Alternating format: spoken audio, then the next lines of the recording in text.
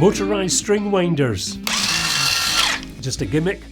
As I'm in the studio just now, I'm using a number of guitars and I decided to buy one because while I love the feel of a new set of strings, I really dislike changing them.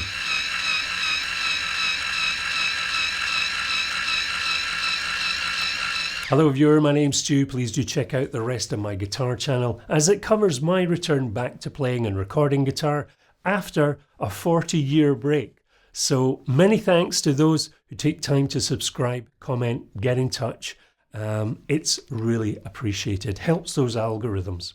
Now for regular viewers, you know that I'm busy writing and recording, so I'm not doing weekly videos at the moment, although I'll be doing updates showing how I'm going about those recording projects. So when it comes to recording and when using a number of guitars in the studio, the last thing I want to be doing is changing out strings. How about you? However, there's definitely a lot to be said for a fresh set of strings on your guitar. Now, when I'm changing strings, I also like to give the frets a polish, and if it's a rosewood board, then a lemon oil treatment and a general check over. So always handy to do that. So coming up, number 1, the winder and a quick description. Number 2, how it works. And number 3, my likes and dislikes. Number 4, conclusion, final remarks. So number 1, yes, the doorbell rang. And sorry to those who have dogs who go crazy when I play that doorbell clip. The delivery man handed me a box, and inside we have a plastic box that holds a motorized string winder manufactured by Ernie Ball, and this particular unit is called a Power Peg. Now Ernie Ball, of course, are best known for their guitar strings, which they've been producing since 1962, but they have gone on to make many other products. Now there are 2 models available, the Power Peg and the Power Peg Pro, which is a good bit dearer, and perhaps that's geared towards the guitar tech crowd as opposed to the average guitar owner. Made of various plastics, the unit requires 4 AA batteries which are inserted into the handle compartment, and the universal peg head fits virtually all bass, acoustic and electric guitar tuning machine heads. There is a locking and release button, and the trigger rotates forward and reverse at a constant speed. So it's not a variable speed. It's a little bit of care needed, although the motor isn't that fast. Number 2, as you would expect, it's pretty easy to use, although it does depend on what kind of guitar you are restringing. I find some guitars need a little more patience, and for example, the wrap over strings on this Les Paul Special can get a bit fiddly. Stringing a guitar with a Duesenberg Les Trem 2 can also be a bit fiddly.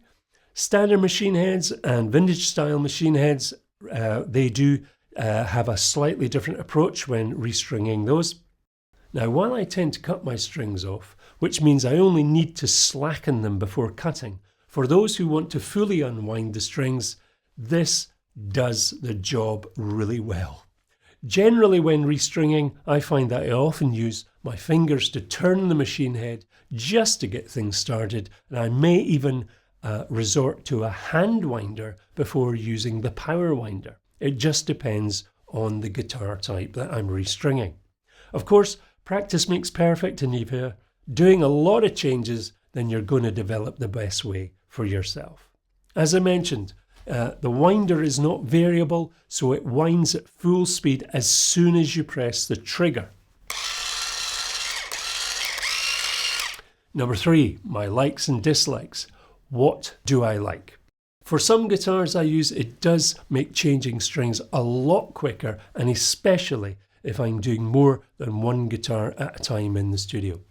Regarding battery life, well, I have to say it's hard for me to say accurately, but the unit appears to be fairly economical regarding power usage. I use rechargeable batteries, so I'd say that's not really an issue for me.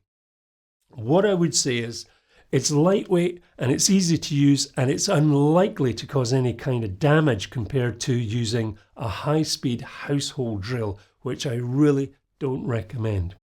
Now, it fits all the different peg head types that I've got, and I do have bass guitar, acoustic and electric guitars, so quite handy. At the end of the day, does it work well enough? Yes. What do I dislike? While it's not particularly cheap in price, despite being made in China, it does feel fairly cheap in your hands, and that's due to all the plastic. The trigger is quite clunky and feels cheaply made, as does the locking button.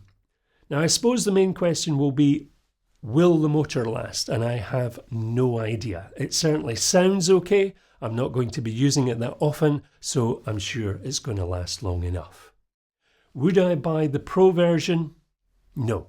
For my needs, I don't change strings that often, so this model does the job perfectly well. So number 4, conclusion, final thoughts. As always, no one paid me to mention any of the products, just my opinions. Is this a necessary tool for the average guitar player? Certainly not. If you hate unwinding and winding strings with your hand and don't like the manual winders, then you'll probably find this helpful. If you do a lot of string changes and time is important to you, then you're going to find this very useful. Am I happy to have it on my workbench? Sure. So there you have it, the Power Peg from Ernie Ball. In future videos, I'm going to be looking at my recording projects, so do think about subscribing, hit the bell to get notifications, like and share, and as always, it really helps the channel.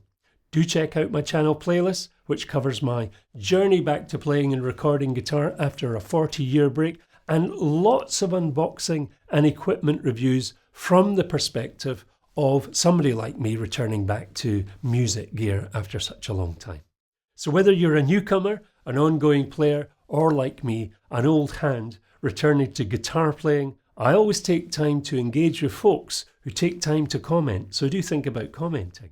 So until next time, the journey continues. Do take care.